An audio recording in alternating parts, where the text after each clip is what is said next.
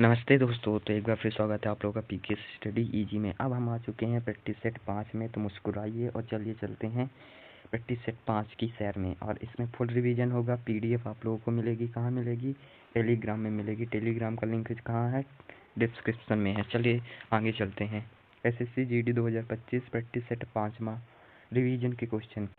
केलू चरण महापात्रा को पद्म विभूषण कब मिला था? तो 2000 में मिला था। द कॉस्ट ऑफ लिविंग किसकी पुस्तक है? अरुंधति रॉय की। ओलंपिक जीतने वाली पहली भारतीय महिला कौन है? तो कर्णम मल्लेश्वरी है। सांकेतिक मुद्रा शुरू हुई किसने शुरू की? तो ये मोहम्मद बिन तुगलक ने शुरू की। नीलथोथे का सूत्र बताओ। तो CuSO4। क्या होता है? CuSO4 होता है। अब चलते हैं आगे।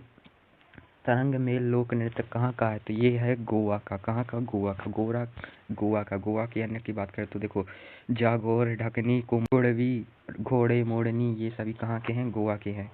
एमपी की बात करें तो तुर्रा, कालंगी और अहिराई, ये सब ये हैं एमपी के। तमिलनाडु के देवरत्तम, काईसिलबट्टम और केरल के थेयम, मुडियट्टू,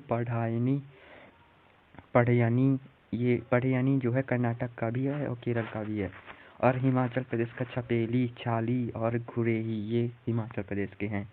और बात करें तो महाराष्ट्र के वांध्या हो गया, मुरली हो गया और गोरिया। मेघालय का कोच, रांभा और दोरसेगाटा, ये सभी कहाँ के? मेघालय के। अब चलते नेक्स्ट क्वेश्चन की ओर। तो पहले एकीकृत एशियाई खेलों का आयोजन कहाँ किया गया था? तो नई दिल्ली में किया गया था।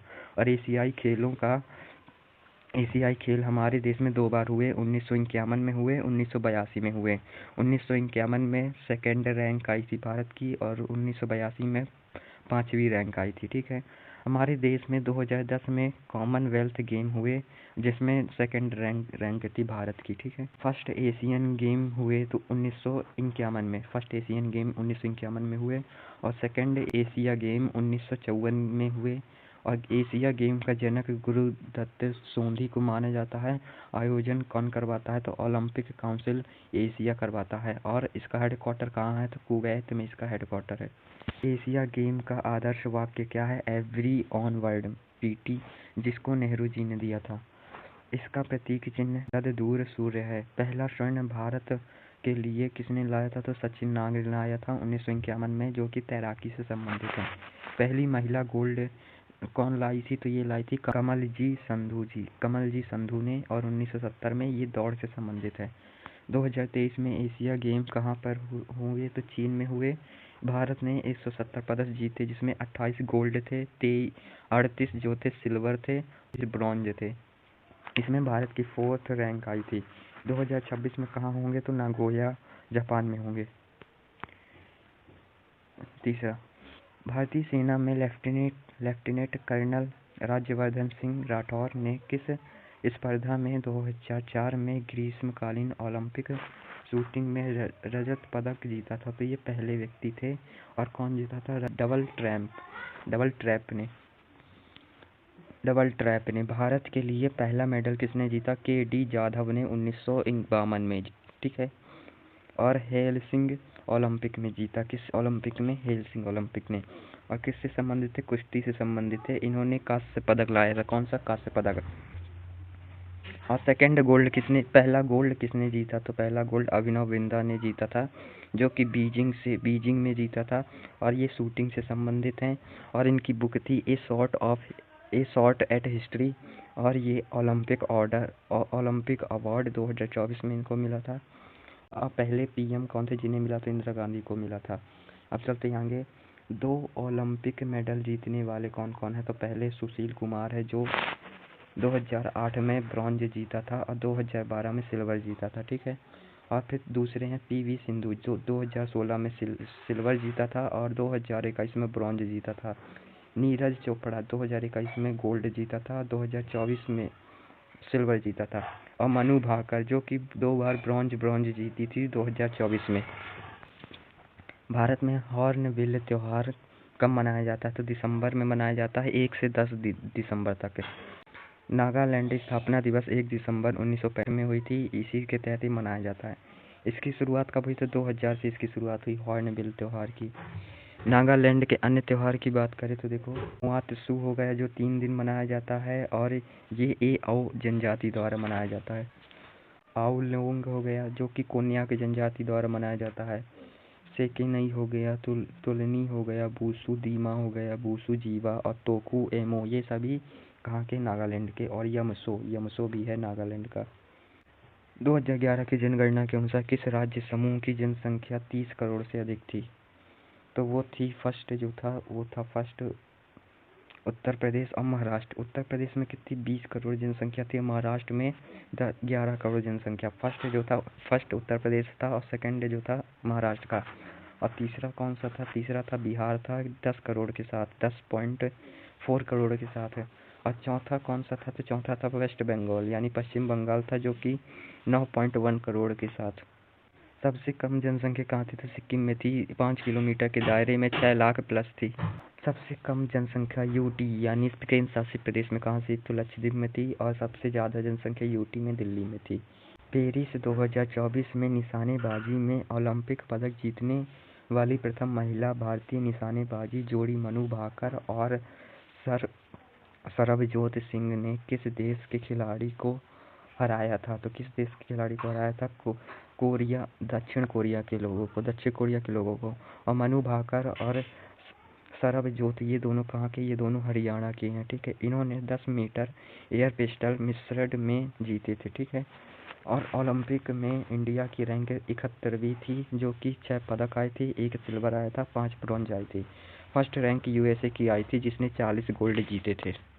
नीरज चोपड़ा ने 89.45 मीटर का भाला फेंका था और अरशद ने 95.97 मीटर का भाला फेंका था। मनु भाकर इकलौती महिला थी जो एक ही ओलंपिक में 2 मेडल जीती थी, हरियाणा की हैं। तीसरे आते हैं अमन सहरावत जिन्होंने कुश्ती में ब्रॉन्ज जीता था 21 साल की उम्र में और ये हरियाणा से हैं। और चौथे आते हैं स्वप्निल कुशेल जो कि शूटिंग से संबंधित है। इन्होंने 50 मीटर एयर राइफल खेला था और ये महाराष्ट्र से संबंधित है। और हॉकी टीम को स्पेन ने हराया था, अपनी हॉकी टीम ने स्पेन को हराया था। और कैप्टन कौन थे? मनप्रीत सिंह। राष्ट्रपति पुनः निर्वाचित का प्रावधान किस अनुच्छेद से लिया गया था? अनुच्छेद किससे? आर्टिकल 57 से लिया गया। राष्ट्रपति के अनुच्छेद याद करते इसकी ट्रिक है पकानी कोका दुयो दशम। आर्टिकल 52 जो पद से संबंधित है। आर्टिकल 53 जो कार्यपालिका का प्रमुख होगा नाम मात्र का। आर्टिकल 54 निर्वाचन से। आर्टिकल 55 जो कोटा से संबंधित है। आर्टिकल 56 जो कार्यकाल से संबंधित है। आर्टिकल 57 दोबारा चुनाव से संबंधित है, पुनः निर्वाचन से संबंधित है। आर्टिकल 58 योग्यताएं बताता है। आर्टिकल 59 जो है दशाएं बताता है। आर्टिकल 60 शपथ की बताता है। और आर्टिकल 61 महाभियोग के बारे में बताता है। क्षमादान की शक्ति आर्टिकल अनुच्छेद 32-72 में होती है। अध्यादेश लाने की शक्ति आर्टिकल 123 में होती है। और एससी यानी सुप्रीम कोर्ट से सलाह लेगा आर्टिकल 143 के अंतर्गत। भारत के राष्ट्रपति के निर्वाचन मंडल में कौन शामिल होता है? तो लोकसभा के, राज्यसभा के, विधानसभा के सदस्य शामिल होते हैं जो निर्वाचित होते हैं। मनोनीत सदस्य भाग नहीं लेते हैं। राष्ट्रपति के चुनाव के लिए अधिनियम 1952 आया था। आर्टिकल प्रस्तावकों, अनुमोदक और कितने होते हैं? इसमें 50-50 होते हैं। राष्ट्रपति के चुनाव के लिए प्रणाली जो है आयरलैंड से ली गई है। किससे? आयरलैंड। राष्ट्रपति के महाभियोग की पहल कहाँ से होगी? तो संसद के किसी भी सदन से, चाहे लोकसभा से हो जाए चाहे राज्यसभा से। और आर्टिकल 61 में ये बताया गया है महाभियोग को, ये अर्धन्यायिक प्रक्रिया है जो यूएसए से ली गई है। दूसरा, सदन आरोपों की जांच करता है। जैसे लोकसभा में या राज्यसभा में लाए तो फिर लोकसभा इसकी जांच करेगा। नोटिस 19 दिन के अंदर विचार प्रकट करना होता है। जब इस सुल्तान ने अपने कपड़े और बिस्तर बदल दिए तो बेच दिए और प्राप्त धन से अनाथ लड़कियों को दहेज के रूप में दे दिया गया। इसे लोधी सुल्तान को पहचानिए। तो सिकंदर लोधी था। इसका शासनकाल 1489 से 1517 तक रहा था। 1504 में इसने आगरा बनाया था। 1506 में आगरा को राजधानी बनाई थी। गज सिकंदर की उपाधि धारण की थी। गुलरुखी शीर्षक से ये कविता रचना लिखता था। और संगीत का पहला फारसी ग्रंथ लिखा था। नहीं, इसी के समय में आया था लज्जत सिकंदर शाही। इब्राहिम लोधी, ये लोधी वंश का अंतिम शासक था और इसकी मृत्यु पानीपत के प्रथम युद्ध में हो गई थी। और पानीपत का प्रथम युद्ध बाबर और इब्राहिम लोधी के बीच लड़ा गया था। और बाबर जो है मुगल वंश का संस्थापक था। मुगल बादशाह बाबर का वास्तविक नाम क्या था? तो ये था जहरुद्दीन बाबर। इसका शासनकाल 1526 से 1530 तक था। बाबर के बाद कौन आया? बाबर के बाद आया हुमायूं। हुमायूं का शासनकाल 1530 से 1540 तक रहा। हुमायूं ने चौसा का युद्ध हारा था 1539 में, और विलग्राम का युद्ध भी ये हारा था 1540 में। और फिर इसके बाद कौन आया? तो इसके बाद आया अकबर। अकबर का शासनकाल 1556 से 1605 तक था। जहांगीर, फिर इसके बाद आया जहांगीर 1605 से 1627। शाहजहां आया इसके बाद, तो 1627 से 1658 तक रहा। फिर उसके बाद आया औरंगजेब, जो कि 1698 से 1707 तक रहा। बाबर का जन्म 1483 में फरगना उज्बेकिस्तान में हुआ। चतगाई कबीले से ये था। और बाबरनामा तुजुक ए बाबरी आत्मकथा थी इसकी, जो कि चतगाई भाषा में लिखी थी। बाबर की युद्ध, पानीपत का युद्ध 1556 में हुआ। इब्राहिम लोदी के साथ हुआ। खानवा का युद्ध 1527 में हुआ। राणा सांगा के साथ हुआ। चंदेरी का युद्ध हुआ 1528 में। मोदिनी रॉय से घाघरा का युद्ध हुआ 1529 में, जो कि अफगानों के साथ। माता की ओर से मुगल वंशज कौन थे? तो ये चंगेजी खां थे, चंगेजी खां। और पिता की ओर से कौन थे? तो ये 15वीं पीढ़ी थी तैमूरलंग, जो भारत आया था 1398 में। चंगेज खां 14वीं पीढ़ी से था और इल्तुतमिश के टाइम में भारत आया था 1221 में। ठीक है, 1221 में। राज्य और प्रमुख दर्रों की बात करें तो देखो, सिपकिला दर्रा कहाँ है? हिमाचल प्रदेश में। दीफू दर्रा अरुणाचल प्रदेश में है। और फोटूला दर्रा कहाँ है? तो जम्मू कश्मीर में। जेलेपल्ला दर्रा कहाँ है? सिक्किम में है। उमलिंगला दर्रा कहाँ है? लद्दाख में है। जम्मू कश्मीर में जर्जिला दर्रा है। और बाराकोरम, पीर पंजाल और बनिहाल, ये सभी दर्रे जम्मू कश्मीर में हैं।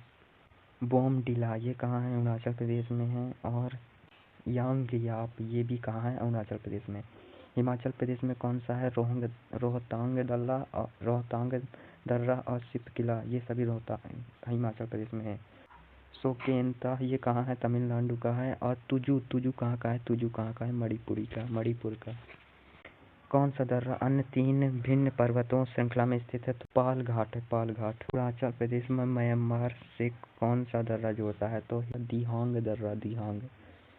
माना दर्रा जो है इंडिया चाइना को जोड़ता है, जो कि यूके यानी उत्तराखंड में है। नथुला दर्रा जो है भारत और तिब्बत को जोड़ता है, जो कि सिक्किम में है। और लिपुलेख दर्रा इंडिया, चीन और नेपाल, इन तीनों को साथ में जोड़ता है, जो कि उत्तराखंड में है। नाबार्ड द्वारा शुरू की गई योजनाओं किसके उद्देश्य किसान के ऋण प्रदान करना है? किसान क्रेडिट योजना के तहत, किसान क्रेडिट योजना का 1998 में अगस्त में ये शुरू हुई थी। आर.बी. गुप्ता समिति की सिफारिश पर शुरू हुई थी। नाबार्ड का full form national bank for agriculture and rural development है।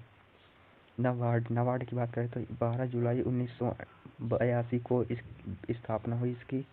इसका उद्घाटन 5 नवंबर 1982 को इंदिरा गांधी जी ने की थी। इसका बजट 100 करोड़ था। किस समिति की सिफारिश पर ये बना? तो बी शिवरमन समिति की सिफारिश पर। किस पंचवर्षीय योजना ने अपनाया था? छठवीं पंचवर्षीय योजना ने अपनाया था। स्थापना के लिए कौन सा अधिनियम आया था? 1981 का 61वां धारा से ये बना था। 2022 में जीवा कार्यक्रम इसने चलाया था।